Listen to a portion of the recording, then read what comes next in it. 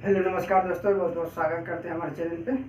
और जैसा कि जानते हैं आपके लिए पर डे करंट अफेयर लेके आते हैं और आज भी करंट अफेयर लेके आए हैं। और इसके बारे में दोस्तों को बताइए, शेयर करिए, लाइक करिए, सब्सक्राइब करिए और पर डे आप इसको देखते रहिए। करंट अफेयर पर डे देखने की चीज़ है, ठीक है। तो चलिए शुरू करते हैं। देखिए, सबसे पहले केंद्र सरकार कब तक, केंद्र सरकार ने कब तक, जैसे जानते कि बजट पेश हुआ है तो उसमें बहुत सारी प्रावधान है जो किया गया है, ठीक है ना। तो कहा है कि केंद्र सरकार कब तक 220 हवाई अड्डा, कितना, यही पूछ सकता है कितने हवाई अड्डों को, तो 220 याद रखिएगा। 220 हवाई अड्डे बनाने का लक्ष्य कब तक रखा है, तो 2025 तक। तो इसमें 220 हवाई अड्डे है, तो इसका मतलब है नहीं कि 220 ईयर में एक ही नहीं है, ऐसा नहीं है। पहले से कितना है, पहले से आपको 140, इसमें 80, तो नया कितना बनेगा, 180, मतलब 80 बनेगा, 80 बनेगा। और पहले से 140 है, तो पूरा मिलाकर 220 हवाई अड्डे बनाने का लक्ष्य, मतलब टोटल 220 हवाई अड्डे होने चाहिए, ठीक है। देखिए, ICICI बैंक ने किस क्रिकेट टीम के साथ को ब्रांडेड क्रेडिट कार्ड लॉन्च करने के लिए साझेदारी किया है। ICICI बैंक ने कौन सा क्रिकेट टीम है, CSK वाकिफ है आप इस सबसे, CSK चेन्नई सुपर किंग, ठीक है। देखिए, सेंट्रल बैंकिंग अवार्ड 2022 में गवर्नर ऑफ द ईयर का पुरस्कार कौन जीता है। सेंट्रल बैंकिंग अवार्ड 2022 में गवर्नर ऑफ द ईयर करेगा तो कौन है, मारिया मार्सेला। मारिया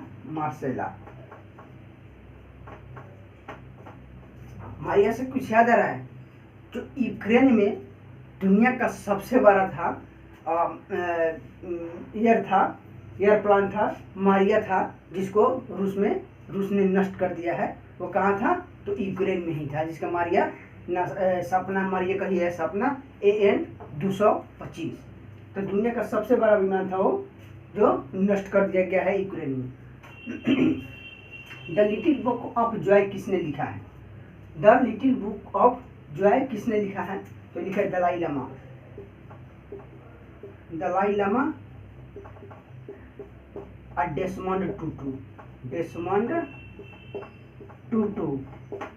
टाइफिश कौन है, डेसमंड टूटू और Dalai Lama. The Little Book of Joy, खुशी वाला बुक, डेसमंड टूटू और दलाई लामा। और कहेगा कि a little Book of India, तो कौन हो जाएगा, रस्किन बॉन्ड हो जाएगा। उसी तरह कहेगा अगर लाल सलाम, तो स्मृति ईरानी। अगर कहेगा कि अटल बिहारी वाजपेयी, तो सागरिका घोष लिखा है, ठीक है ना। चलिए, अमित शाह ने कहा ICCC का लोकार्पण किया है। ICC integrated command and control centre, क्या है, integrated command and control centre का लोकार्पण। बेसिकली ये क्या है, किसी भी चीज़ की व्यवस्था है, जैसे अब सड़क पर चल रहे हैं, गाड़ी पर चल रहे हैं, हेलमेट नहीं है आपके पास, ठीक है ना, आपके पास कोई लाइसेंस नहीं है, या आपको पानी की समस्या है, बिजली की समस्या है, तो इस सब चीज़ों को आसान बनाने के लिए, सब चीज़ों को पहुंच के लिए क्या किया गया है, integrated command and control centre का लोकार्पण कहाँ किया गया है, चंडीगढ़ में। चंडीगढ़ करे आशिकी है, चंडीगढ़ में किया गया है। और कहेगा कि भारत का सबसे बड़ा एयर प्यूरीफायर का उद्घाटन, एयर प्यूरीफायर याद रखिएगा, एयर प्यूरीफायर का उद्घाटन भारत का सबसे ऊंचा कहेगा तो चंडीगढ़ में ही किया गया है। लेकिन वहीं आपको स्मॉग टावर कहेगा तो कहाँ है, दिल्ली के कनॉट पैलेस में। चलिए, रिपोर्ट 2022 के अनुसार भारत में टीबी 2022, रिपोर्ट 2022 में पेश हुआ है टीबी का, और 2021 में, 2022 में पेश हुआ है तो 2021 के बारे में बताया गया है, जो कहा गया है 2020 की तुलना में 2021 में कितना प्रतिशत वृद्धि हुआ है, 19% वृद्धि हुआ है। कितना परसेंट, 19% वृद्धि हुआ है, कमी नहीं हुआ है, टीबी क्या हुआ है, वृद्धि हुआ है, ठीक है। टीबी दिवस को मनाया जाता है 24 मार्च को। टीबी दिवस कब मनाया जाता है? 24 मार्च को। प्रतिवर्ष earth hour day, earth hour day पूरे पृथ्वी पर मनाया जाता है। प्रतिवर्ष अर्थ आवर डे कब किया जाता है, कब मनाया जाता है? प्रतिवर्ष तो प्रत्येक मार्च के अंतिम शनिवार को। क्या है? प्रत्येक मार्च के लास्ट सैटरडे को, प्रत्येक मार्च के लास्ट सैटरडे को। अभी कौन पड़ा है सैटरडे? तो इस बार का लास्ट सैटरडे कौन था? 26 तारीख के आसपास। तो 26 तारीख डेट आप इसको याद रखिएगा, प्रत्येक मार्च के लास्ट सैटरडे को मनाया जाता है। ह्वेनसांग 20 मॉन्स्टर मिसाइल का परीक्षण कौन किया है? खोपड़ा किया है। कौन खोपड़ा है? उत्तर कोरिया, किम जोंग, उत्तर कोरिया। कौन है? उत्तर कोरिया। किसने किया है? उत्तर कोरिया ने किया है। किसका? ह्वेनसांग 70 मॉन्स्टर मिसाइल का परीक्षण किया है। किस देश में महात्मा गांधी, देखिए महात्मा गांधी करंट अफेयर बन रहा है। महात्मा गांधी, देखिए महात्मा गांधी ग्रीन ट्रायंगल का अनावरण किया गया है। किस देश में महात्मा गांधी ग्रीन ट्रायंगल? तो कहाँ है? Madagascar, Madagascar. देखिए कुछ याद रखिए, मालदीव सरकार ने आइकन पुरस्कार किसको दिया है?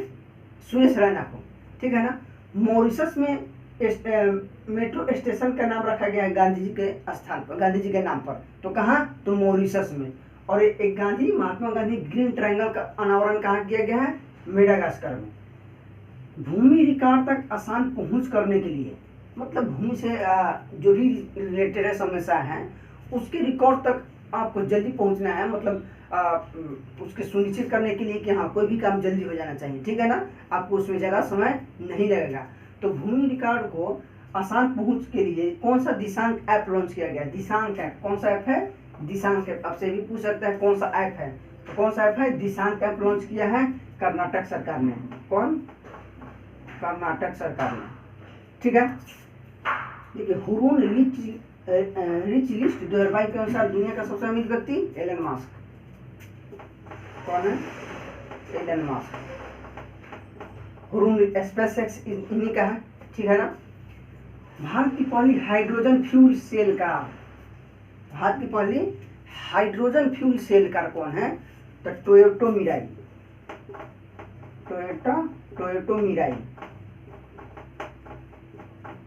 कौन है?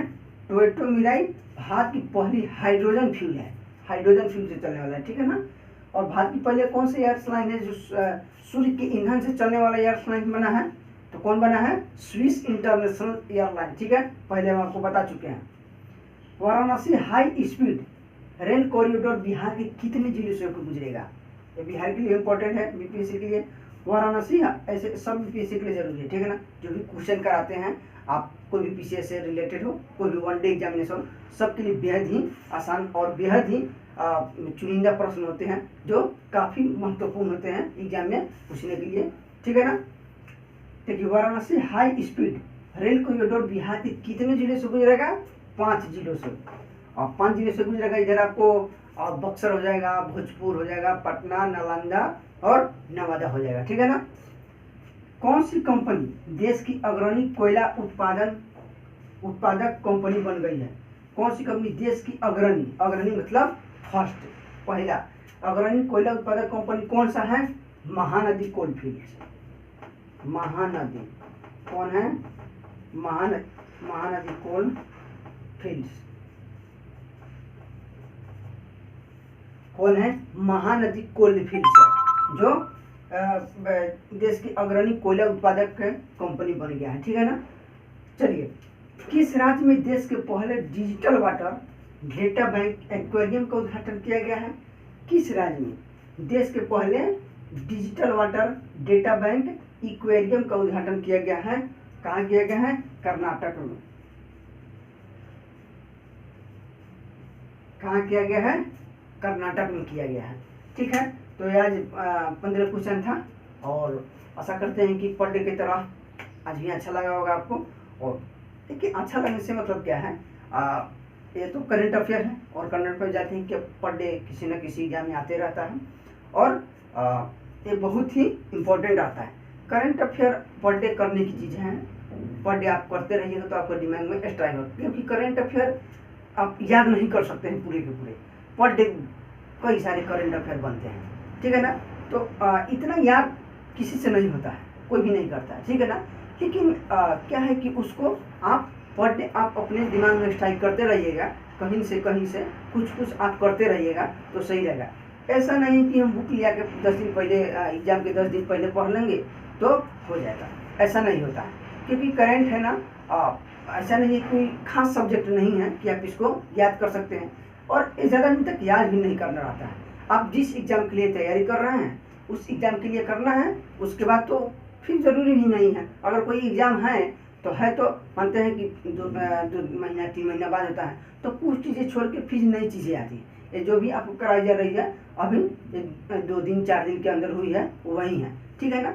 अब जो भी आप पढ़ चुके हैं पहले, जैसे आपको पता ही होगा साल भर कोई भी एग्ज़ाम हो, साल भर का करंट अफेयर काफ़ी होता है, तो उससे पहले का अगर कोई है तो छोड़ना है। कोई सब खास सब्जेक्ट जैसा तो है नहीं कि हमको सब याद करना है, ठीक है ना। तो चलिए आप इसको पर डे देखते रहिएगा और दोस्तों को भी इसके बारे में बताइए, ठीक है ना। लाइक करिए, सब्सक्राइब करिए और शेयर करिए इसको और दोस्तों को बताइए। चलिए, धन्यवाद।